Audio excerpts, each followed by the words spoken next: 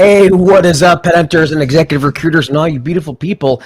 This is Headhunters Live coming at you, and we just lost our co-host, Chris Wessel. He was on here just a moment ago for our pre-show, and now he has, I think he might have fled the country, possibly.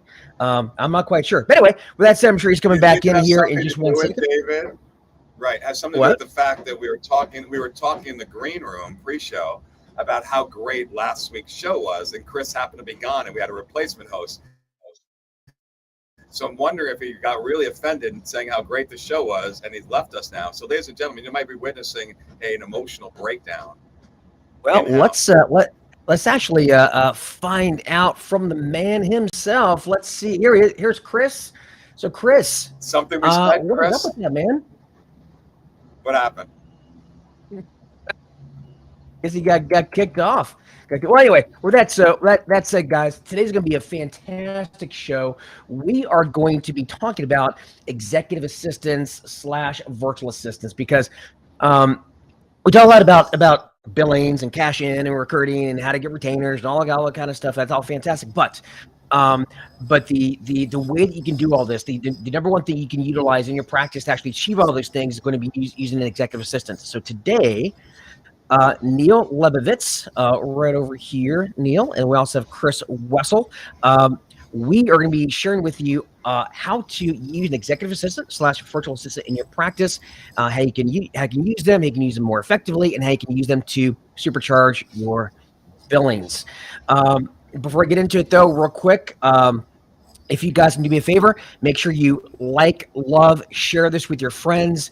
If everybody watching this right now share this with their friends, we would be huge overnight. So it is up to you guys. So with that said, Chris, what happened to you, brother? Something we said. Your mic's Was it not something working, we said? Your mic's not working still, buddy. Can you hear him? Tech support issues with Chris Wessel today. No, we can't hear him. So you'll have to work on it, Chris. We can't hear you, brother. We'll let him talk and we'll keep going.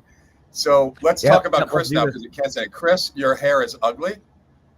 You're not as attractive as you think. You talk too much. You chime in. I'm sorry, Chris. No, look at that mug. We do love each other. Well, but we were great in the green room, so Chris will have to figure it out, we'll guess. So, well, for the irony is, Chris has an amazing virtual assistant. Yeah. Oh, Chris jumped off in. Okay, Chris having some technical issues, so no worries. But that one thing you'll say about Chris, he may have technical issues, but he never has issues with his hair or a skincare regimen. The guy's beautiful. You got to admit. So true. As is his wife and child. As his wife and child. His little kid's so cute. There's little glasses he has. It looks just like him, though. It looks just like Chris. Yeah. So, all right. So, guys, if you're watching this live, do me a favor, comment live in the comments below. If you're watching the replay, please comment replay. We want to see who's watching the show. And we get a lot of love from you guys as well. So if you guys enjoy the show, comment. If you have any questions, we'll make sure to answer those as well. All right. So before we get anywhere, I do want to share with you guys two of our beautiful sponsors. And that will be, well, first off, Back Office, Boss, Back Office Staffing Solutions. I'll tell you what, it's so easy to say Boss. Back Office Staffing Solutions is a tongue twister for me at times. Let's just say Boss. Boss is quite literally the boss of Back Office Staffing Solution provider. So let's talk about that. Let me get the Chiron here on the screen. There we go. So, in full disclosure, Back Office is Neil's company. It is his baby. He has built this thing from the ground up, and it is amazing to see what he's built over the last few years. If you're looking to make it past this recession, depression, whatever you want to call it, at the end of the day, it's kind of harder now. You can't just depend on making a placement every single month like most of you guys do. You're going to have troughs. One of the best ways to combat that is to get into the contracting, staffing, staff augmentation game. More and more clients are going towards that. They want to use those providers. Before this, it was hard to do that as a small shop because you needed to cover payroll and all the teeth that comes with contracting. Neil's company, they take care of the entire thing. They charge a nominal fee. It's really nominal. You can go place a contractor and get a check every single month consistently, so you don't have to worry about that Facebook scamming. Go to backofficenow.com, and I can't speak highly enough about them. And then, you guys hear me this time? Oh, we can. Yep. You're perfect, Chris. Excellent. I was in the freaking green room when we were talking before the show. I think you did something to screw with me. I don't know. We were talking before we went live. All of a sudden, we can't hear you, Chris. Okay. Okay. Anyway. It's us, Chris. It's always someone else, isn't it, Chris? You're censoring me. You're censoring me. All right, I just think it's ironic. All right, well, let me pitch David. So, and this is the thing. So when I tell David about his content, the digital headhunter stuff, no, for real, David. David gives away way too much stuff. If I'm a trainer, he's giving away, like last week too, you give away all your stuff, but he has so much more that he sells. Please support him, and you're going to get much more than whatever talks about. This guy does everything down to the nth level. I took nuggets from the last couple of shows that I've been learning, okay? Buy his stuff. It's the best stuff out there, and he does it to get customers, That's why he's out here. He's not doing it just I was taking notes on the last show. I watched the last show. I was taking notes. I was learning stuff. It was great. That's great. I'll tell you what we'll do. We and will. You weren't there. So what's the common denominator there, Chris? What was common with last week, David? What was weird about last week's show? It was great. It was one of the best. Chris wasn't here. What is it? I guess Dan was. Chris, was it. You were deeply missed. It would have been better with you. Anyway, David, back to you. Anyway, buy David's stuff for real. So that's it. I mean, thank you, David, for the endorsement. You can get a complete sales and marketing system built for you. So one of the issues with building out these marketing systems, especially in today's world, there's so many different tech stacks and different tools. You got to learn how everything integrates together. And then what happens more often than not, and you start sending out emails to people that you don't want the emails to be sent to. It's a big mess. It's really easy to mess up automation. So we build out a complete sales and marketing system for you in 30 days. We have a 90-day ROI guarantee. Go to realdsp.me/bill. And one last thing really quickly. For those who, actually wrong one, here we go. I will be sharing a promotion for our session breaking program. It is $497 typically. We're offering 50% off for the next week. Go to realdsp.me/RB. Use code LIVE50 at checkout. We'll be talking today about productivity and VAs. One of the best ways to beat our session is getting productive and leveraging yourself. This program talks all about that. And lastly, real quick, so we're talking about VAs today. Chris Wessel can help you by helping you help place a VA within your practice. He's had a lot of experience using VAs. We'll be talking about that. We'll keep this simple. Go to counterlink.com/Chris-Wessel. Book a call with him. He can walk you through the process and get you started. With that said, guys, I think we're ready to get rocking and rolling here. Wait, could you put that right back up, David, for a second? Chris, could you put that sure. For a second, Chris? I hate to point out a rookie move, but for everyone, what you want to do is not do what Chris is doing right here with Calendly.com. Chris, what you should do is what I do is always use your company's URL and then make a redirect /appointment or virtual. Like Calendly, don't ever use anyone else's. No, I'm just saying it's because it's a good thing, and that's okay because he has. No, but that's a good point. Most people do that. Most people do it your way because they hand it to you and they allow you to create your own. But the point is, who cares what they give you? You just want a URL that your website will mask, and it's backofficestaffingsolutions.com or backofficenow.com /Neil is how you go to my HubSpot page. I don't go to the HubSpot link. That's all. Power tip. No, that's a good point. And what I got to do is because on the VA firm that I'm affiliated with, the booking takes you to a general sales funnel, not to me directly. And so if people are in recruiting and they want to get a VA, it's better if they go talk to me first. And then it's not really related to my recruiting practice, so I don't build it off of there. But it's a good point nonetheless. I gotta do that. So anywho, Neil's gone. Let's do this.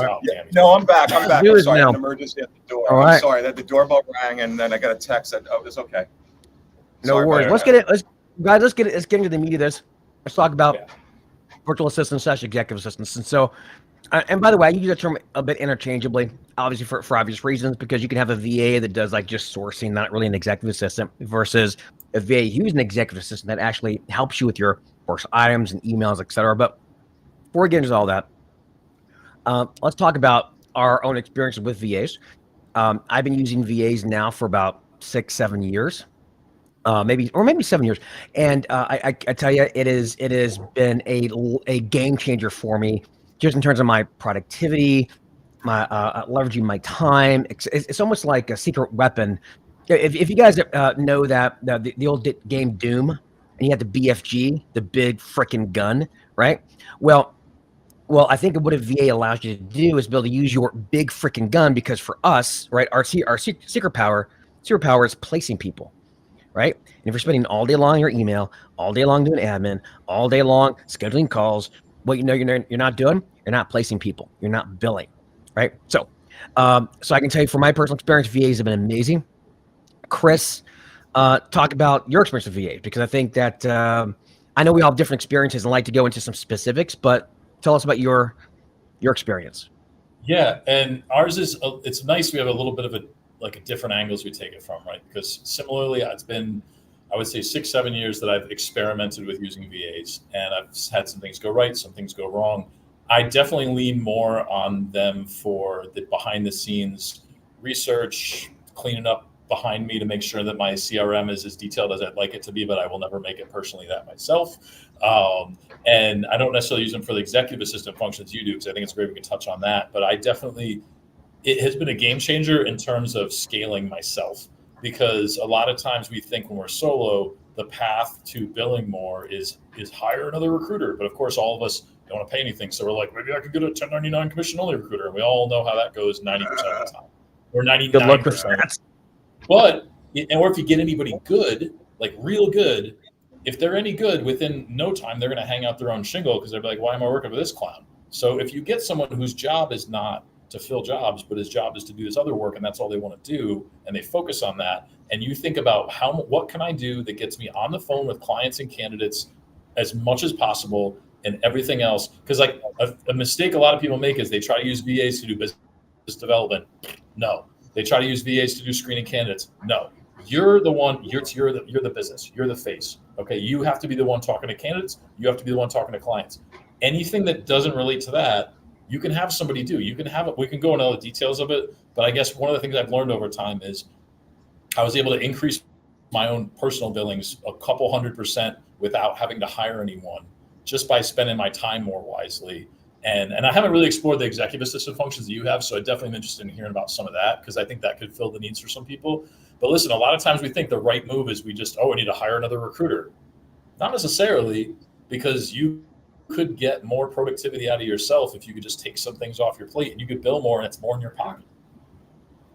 100%. Well, so the analogy I like to make on with this is, imagine Apple, right? So I don't know about you guys. I'm an Apple guy. I mean, let's not talk about a lot of their bad business practices, but from a product standpoint, they are in a class all by themselves. You look at I have a Mac Mini, I've got a MacBook, I've got my iPad, I've got my iPhone, I've got my AirPods. Although Neil is making me jealous with his new AirPods Pro, so I need to get some of those, AirPods Pro Max. Yeah, they're amazing. They're amazing. But the way they're and Grant, I know a lot of Android fanboys are going to say, oh, they're the keyboard warriors and talk about how Apple's horrible and da-da. Dude, Apple is so simple, because what Steve Jobs did was he put in constraints, right? He made it simple, a user interface that anybody could use, very intuitive. And so the way I like to think about your practice is that as every year things get more complicated, there's more AI tools, and there's ATSs, and there's other tech stacks and contact management tools, and Lucia and Hire Easy, and all those things you have to pay attention to, plus dealing with candidates, plus dealing with email, plus dealing with clients, and it's a big mess. And so if you can get an executive assistant to, in essence, be your user interface, where they can handle a lot of those details, so you can sit. This is what CEOs do, right? CEOs have barriers between them and all the mess, right? They use things like dashboards and reporting, and there's management structures. Well, if you're an army of one, right, or even if you're overseeing a small firm, you can get an executive assistant to act as that buffer between all the chaos that's out there, so you can work your magic. So think of it like an Apple product. You're design your own user interface for the business, and an executive assistant can do that for you. So that said, let's actually talk about how you'd find one. We can talk in a second about how you'd use one. But I get a lot of questions. I'm sure you do, Chris. Like, how do you find one? I know if you talk to Chris can help place one for you. But I can tell you my experience as far as VAs. I've tried VAs here in the U.S. and they can be pretty expensive. You can get a VA. Typically, you'll get like a high-level VA that can do. They may charge do 10 hours a week, 20 hours a week, and they may charge you something like $30 to $40 an hour. That's typically what you'd be charged. Maybe 25 on the low end. Okay, but typically, when you say it's expensive, it's not expensive to outsource a great service relative to the other options in the Philippines and India. So it's not expensive. If you're getting but if you're on a budget, yeah, totally, very true. Totally, but if you're on a budget, you can also look at overseas VAs. Now, overseas VAs, in full candor, I've never, the only place I've really had a lot of luck are the Philippines. India's tough. I've heard great things about VAs in South America. I'm not tried that, but for me, I've got VAs that work out of the Philippines, and in the Philippines, being a VA is actually a great job. It's a huge industry in the Philippines. It's considered a really good job to have. It pays well for them. Many of them are college educated. The English skills are great. They work your shift, and they're very professional. And so I love hiring VAs from the Philippines. But again, I've heard great things from South America and other places. What about you guys? So Chris, like where do you find your VAs at typically? So there's strengths to depending on like what you need done. Right, you got to really understand like what your needs are. So I would say, by and large, and this is that if you're using a VA from like India, one big strength for them is they will follow your direction, literal.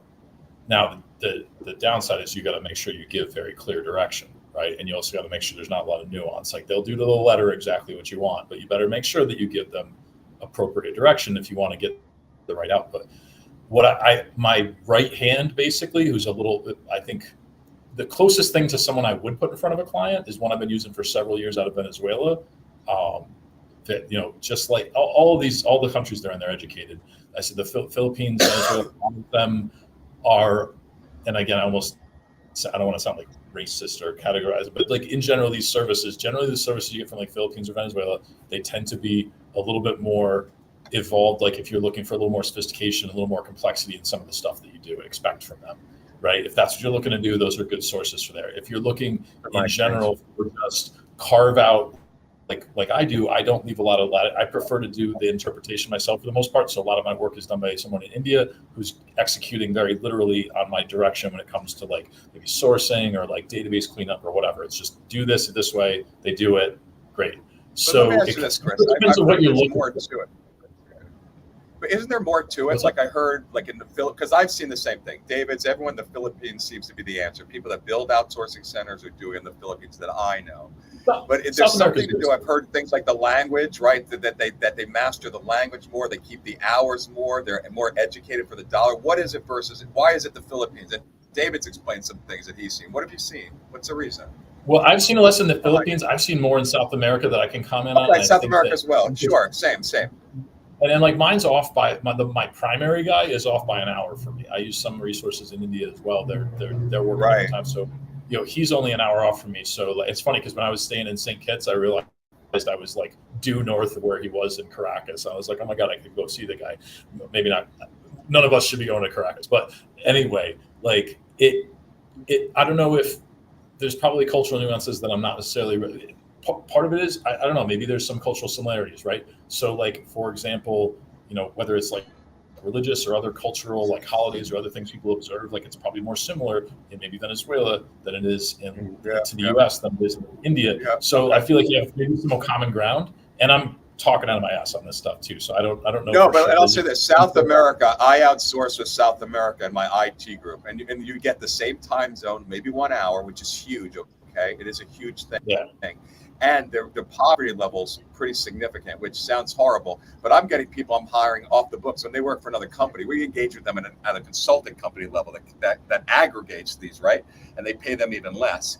And we get these people, they're making a fraction of what they make. It's crazy. So you want to take advantage of these bad economies, especially in a digital virtual world, to Chris's and everyone's point, right, Chris? No, you're making a better life for somebody, frankly. I mean, you're absolutely. And when you give them bonuses, like I give mine bonuses that wouldn't really impress an American, but like you throw one of them like $1,000 bonus for Christmas or something because you had a killer year. They will vacation. Oh yeah. As well. Yeah, give them days off, days off. It's nothing. They love that. Yeah. So for me, for my VAs, I start them at a pretty decent salary for Philippines. By the way, I don't do anything in South America. So for me, in my experience in the Philippines, you can get somebody pretty good, like really good full time for about from 25 to 35,000 pesos per month, which is about roughly like 500 to about 800 per month. Or maybe 500 to 750 per month, US dollars full time. But what I do is I give them 1 week paid vacation, their first, first year. 2 weeks after that, they get their birthday off. So the birthday's off, which I really appreciate that. They get all the American holidays off, and then any Filipino holidays that are extra. But usually they follow like the Christmas is the same. They get their Thanksgiving off, and they don't do Thanksgiving down there, but they get that off, and so they get July 4th off. And we appreciate that. And so little bonuses, and days off, they really appreciate it because they're really, especially in the Philippines, they're really into family. And so it's not just about the money, it's also about having like a good quality of life for them. So, David, I think it's so funny that Chris glossed over that because it's such a big thing. You will change lives. When you work with these virtual people, they are so eager for work. It's humbling, and it reminds you of how bad of a country you are in terms of and how good you have it. Just in general. That's right. And it makes that and then you are changing lives. When you do this for them, not only are you getting this work done, but you're going to see what you're doing for them. And that should be the reason enough to do it. And we glossed over it, but for me, that's the main motive. That's what I love. And David loves it. David's the father of, they're on the show right now. David's amazing with these people and they're so good. And I feel great camaraderie with them, right? So it's really all about that and the experience, right, Chris? And some people are cheap and don't want to give them like days off and just like, screw you, work these days or whatever. But you got to realize, like, if you give, like, so for example, Venezuela, like Carnival is a huge deal, right? Or like Christmas Eve is a bigger deal almost than Christmas or whatever, right? You got to understand like the culture you're operating in and recognize what's important to them. And if you give them these paid days off, like some people will be real stingy with this. And they'll be like, I'm only paying VA for the hours they work. They don't work in the US. I don't have to give them anything, blah, blah, blah, blah. That's very myopic because here's what you got to remember. You could give them a whole day off. And what it cost you? Freaking $40. Like, don't be cheap. That's right. Like you can be so generous and like just be a good boss. And it doesn't really cost you much to just do the right thing. But that's beautiful. I think that would be the lesson of the show because I love that point. So take care of them. They're people. That's right. And it's going to feel good. And you're going to get so much done. 100%. Well, let's talk about actually what they can do, because I think a lot of folks they think about having a VA, and I think for most recruiters they automatically think sourcing. I think that's what most people think about VAs. At least I know for me, before I got into using VAs, that's what I thought, right? And so I like to find out how you guys are using VAs. I'll give you a brief glimpse into how I use mine, and some other ideas. First off, one of the biggest things that a VA can do for you, and this is kind of counterintuitive, but take care of all your personal shit. Because think about like things like picking up milk on the way home and having to remember to pay this bill and making reservations for your wife's birthday or for Valentine's, whatever. All that stuff kind of clutters your mind and keeps you away from what really matters, which is billing, cash in, growing your business, right? And so having a VA that can do things like making reservations for you, taking care of a personal item, maybe researching a vacation that you want to go to, like all these things that you're not going to get around to. You can actually have a VA do that, one that you trust. It takes a while to build that level of trust, but it's really, really useful. So first thing I would say is don't be afraid to hand off some personal items to a really good executive assistant. This is where I talk about not just a VA, but an executive assistant, right? Once you have one that you trust, you can start handing over some tasks to them. So that's the first thing. The other big thing, and I'm sure you'll agree with me on this one, Chris and Neil, is email. Especially for a recruiter, you're dealing with emails because you're probably doing an email blast, right? Recruiting and whatnot. And you got emails coming from a very different direction. when you really should be on the phone, building relationships, closing deals. And people are stuck in their email all day. So my system, every day she's in my email. She gets rid of all the junk email, so I don't see it. Totally. And emails that come in that are easily templated, she can reply back as me. Like, she has certain rules that she follows. Anything that doesn't conform or doesn't fall within this parameters, she marks as urgent. And then I go in maybe 2 or 3 times a day, check my email, take care of it, and I'm out. It's a huge time saver for me, is email. Huge. David, you and I have been, no joke, you and I have been emailing recently, just today on a topic. Is that you or is that her? Well, that was Today, me because are you swear? Yeah, that one, I swear, because that one was a unique email that she didn't have a rule for, so she had to give it to me, right? But if it's something that she has a rule for, she might reply back as me, which is huge. Because you told me to hold you, so I thought it was really you. I just don't want to be teased, David. So, hold me, Neil. Hold me tight. A couple of things that you said, like just to like the personal stuff, people overlook a lot, and that's one of the things. Like a lot of times when I've helped somebody get started with one, they're like, "Oh wow, I could have them do all that." But think about it: you're a one-man, one-woman show, and like time you spend on personal stuff is taken away from time in your business. It's stuff you got to get done, right? So like the personal things are a big deal, and it's a lot of times people don't realize that right away. The email cleanup is awesome. Think about, like, let's say one of your strategies is that you message tons of people on Indeed, right, about jobs that need resume search. Okay, let's say your inbox gets filled up with like 50 people that say, no, thank you, not interested. All right, you're probably going to want to mark that in your ATS so that you know, because you're probably tracking your pipeline or whatever. You could go into each one of them and mark as like not interested, whatever. Or you could have a VA in there cleaning up after you. Grab that email, says they're not interested. It's not important. Just go into your ATS, mark that person as not interested, so they're not in your funnel anymore, or whatever, how your workflows are set up, and then just move on. And it's because you can create rules. Like, yeah, you can create rules in the inbox. Like, what I find is VAs are kind of somewhere between like full automation and a full-time employee over. So there's a lot of stuff you can bridge in the middle, right? So there's the email management. Yeah, there's like sourcing, but there's also like there's recurring tasks. There's stuff that you'd like to wish that you'd spend a little time on each week that they can be doing, and you set it up because here's the thing: like when you interface with them, you want to use like a project management tool. I use Trello, other people use Monday, Basecamp, whatever. Organized tasks where you have a lot of emails going back and forth. Do this, you worked on that. You create each task, and then you put all your details of what you want to do on that task, and then you organize them, you color code them. I have them sorted by priority so that they know if they don't hear from me for a couple hours, this is the one you should work on next because these ones take precedence over these ones, right? So, and then I have that any of them has an app, so you can look on your phone, and they don't have to email you to say I finished this project, I went to the next, because the notifications just told you that, right? So the interaction there. But like I have, for example, certain types of roles that I hire for regularly. I have them, one of the recurring weekly tasks is to gather on LinkedIn, Indeed, some other platforms in the last week who's posted these types of roles in these types of areas, in these types of industries. Now, yeah, you could set something to email you that all the time, but then you just end up with a bunch of junk in your inbox, right? Instead, they're putting on a Google Sheet for me. I'm reviewing it. Sometimes I ambulance chase and I see something and I'm like, hey, let me go after this one. Other times I just want information. I want to at a glance see what's going on because I hire for certain roles frequently. So I just had a conversation with a construction company today that needs to hire a controller, right? And I've hired a bunch of controllers, and I've been watching controller postings in my region for years because my VA compiles a nice, neat little list for me, and I see them. So that when I sit down with these guys and say, okay, here's what's going on in the market. Here's who's hiring. Here's what you're up against. Here's what we're fighting. We're battling, right? So you can use them to gather market intel, right? You can do it the way you want. Research, you could be like, oh, I'm going to hire for a certain type of company. I need to know every one of their competitors because maybe you need to talent map and you need to not just look on like LinkedIn or whatever, but also like if I hired a corporate attorney for a law firm, I want to find out every firm in the area that has that does corporate practice, that does business law, etc. Google it, put them all in a spreadsheet, find everybody in all the practice areas, map them, find their LinkedIns, etc. There's so much stuff you could do that I've only been using one for 20 hours a week for years. I don't even need to fill them up to 40. Like if you got it down pretty good, you should probably for a lot of you only need like 20 hours a week. Look, Chris, your passion says everything, right? Look out. No, I mean, it saves me time and makes me tons of money.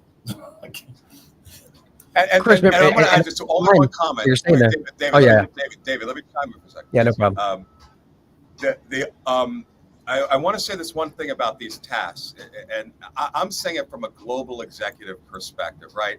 When you're a global executive, you get an executive assistant, and I remember swearing, I'm never going to have them get me coffee. I'm never going to have them do my dry cleaning. And you know what? It feels horrible to want to ask someone to do it, which is why you don't do it. Instinctively, we know it's quote unquote wrong. It's not. It feels wrong to every executive until we start to use it. We're forced to do it. We are actually handed and promoted an executive assistant and told how to use them. That's how it works. And they insist when they're trained on it that they get your coffee and everything. And you realize a couple of things. A, they love their job.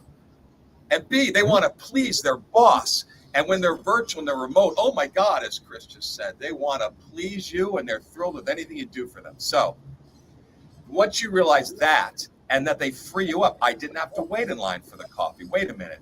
And now I'm getting to do more productive things. And even if I'm not more productive, I get to have that as free time. Now, I believe if they were to ask me earlier, they would ask me, what about your VA? I don't use virtual per se, but I'm a big fan of the A. I'm a huge fan of A. Executive. I've heard that. I knew it, guys. I knew that Valerie would not let that lob go. I knew it. But whether he paused for a second. He was like, anyone? I did. I was waiting. But you lobbed the softball. Guys, you guys are pathetic. It was like knock it out of the park. Dabbling it. We got to watch that on replay because you guys I was just waiting to see who was going to go first. At the same time, you're so proud of you, particularly. Let me say, there was undiscovered tribes in the heart of the Peruvian jungle who knew you guys were going to react that way. Okay? That's all I'm saying. So back to the personal assistant thing. Back to the personal assistant thing. My point is that it will free you up. I think we've beaten it to death. Other than it doesn't come natural, so that's why you're not doing it. But you need to do it because if not, again, I want to do anything. I want to have my leisure time and my work time, and I outsource everything to a personal executive assistant. And I was trained to do it, and you're nuts not to. And now Chris and David are giving you real ways to do it virtually, which that's not my world. That's why I've been quiet most of the time, right? When's the last time to make your spouse or whoever happy or yourself or whatever, you sat and watched tickets, waiting for tickets to go on sale for something so you could get in the queue and get the premium VIP seats for Dave Matthews or whatever, which I have done. And like someone else could be doing that. And you could still have that experience. They can make sure they lock in the best seats. You tell them which ones you want. You make sure they could spend an hour staring at that computer waiting to do that. And now, I will say this too. One thing to keep in mind as well. And by the way, Chris, when you're talking about what these VAs do for you, like for example, looking for job leads, right? That's a user interface. Like if people just think about how do I become an Apple product? How do I create a user interface? It's really a great framework because anything that a VA can do for an executive assistant all fits in that framework. And so I think a lot of people just think about like, what do I use them for? Start that framework. How do I create a user interface for my business? And I will say this as well, and I've got some other ideas, things that they can do for it. I'm going to throw some out in a minute, but what I do want to say is Chris mentioned about using someone at 20 hours a week, and if you're efficient, you can do that. I will say though, if you want to keep them long term, it can be tough to keep them long term if they're part time. It depends on their situation. If they have another engagement or something like that, yeah. Sure. But for me, I think my longest serving VA, I believe, has been with me for maybe 6 years, maybe 5.5 years. Her name was Jerry May. I've got a couple others with me 4 years, and because I treat them as a full-time employee, Hi, Trix. Hi, Jojo. There's Trix, yeah. Trix is actually Trix, my executive assistant right now. She is about to give birth, so congratulations, Trix. She last time I talked to her, that is why she is off camera. Yeah, she is off. But when you treat them like an employee, give them a full 40, give them some vacation time, give them annual. Actually, I do 6-month reviews, but they get a 6-month review where they can get usually it's average about a 5% increase on their compensation. So they're really well paid, and they get chances for promotion and higher responsibilities. Because a lot of these folks too, they want to advance, right? They want to learn new skills. Not everybody, but a lot of them do. And so my operations director started as a VA, and the one's been with me for like almost 6 years, and she's fantastic. So so you can treat these folks like regular employees, and they'll appreciate for it, and they'll stick with you. right? So you don't have to worry about retraining them over and over again if you keep turning them over. To build on the treat them like an employee thing, because really that's what they are. Like if you look at it as this commodity where you want a lot of people in our business and in general want a silver bullet. We want to just buy something that like will be plug and play, that we don't have to pay a lot for, and we can flip around and we can charge a huge fee. And everybody who says that they can do all this stuff for you and they're going to charge you $200, then you can turn around and charge a client $20,000. Like you're just fucking good luck with that. But these are employees. These are people. You can mold them into what you need them to be. Like you have been successful with VAs because you have to train them. Like you can't. It's not plug and play. Think about all of you that are solo. A couple of us included, are that way because we felt like we want to do it our way, right? Yeah, all of us do a lot of the same stuff, but we do it our way. So like this concept of like a pre-trained VA or whatever is bullshit because it's pre-trained with what? The way someone else would do it? Like you're either going to untrain them, you want them to do it your way. You want to hire, in terms of finding one, you want to hire a VA that's got the right types of competencies, just like an employee. Like if you're going to hire someone to come on your team or hire for, God forbid, one of your customers, somebody who's got the right kind of competencies. And then you can teach them the way you want to do it. And they'll follow your instructions as long as you, and it's actually a really good exercise in kind of formalizing some of your business structure too. It was good for me because, if you've been doing it for a long time, you can kind of just wing it if it's just you, because you know sort of what needs to get done. But when you have to break it down and explain to somebody else how to do part of it, you do have to kind of organize things a little bit more and formalize things a little bit more in order to show someone else how to do it. So think of them like an employee and train them like you would train an employee. Don't expect someone to walk in. You wouldn't expect someone here being the US in this case, to just walk in off the street and be ready to do the job, because that just doesn't happen. So why would a resource on the other side of the world be able to do that unless you show them, like it's not there's no silver bullets. Sorry. So no, Chris, no, not sorry. I want to ask you a question. I mean, we're running out of time, but you've created this virtual assistant side company, and why'd you created it? Because you're so passionate about it and you see the value. Tell them about this in the closing minutes. What made you get into it, and what's the secret? Because you do it differently. You're not marking up. You're not like the silver bullet. Tell them about that in our closing. I think they want to hear more about you. On a high level, I've used one for years. I used one as part of a larger business that I owned with a partner. We had a few recruiters. We had a couple of VAs doing just general supporting the a few recruiters with basic tasks, right?